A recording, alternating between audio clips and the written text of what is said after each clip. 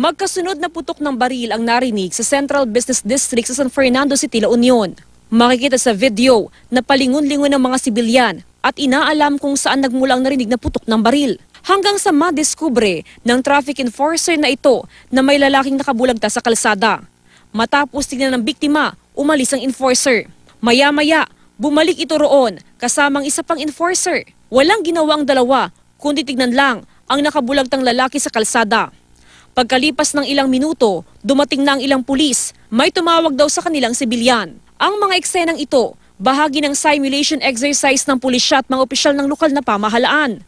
Nais nilang makita sa surprise shooting drill kung gaano kahanda ang mga enforcer na nagsisilbing first responder sa ganitong mga insidente. Hindi naman nakontento ang mga otoridad sa ipinakitang response o pagtugon ng mga enforcer sa senaryo. We were just a bit disappointed nung pumunta yung enforcers and hindi nila alam yung kanilang gagawin.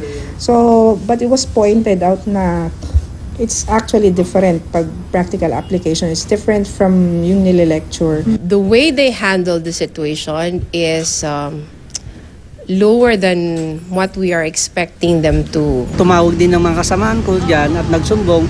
Pero hindi agad-agad ako na pumunta sa opisina namin. Kasi yung mayroong yung kaba.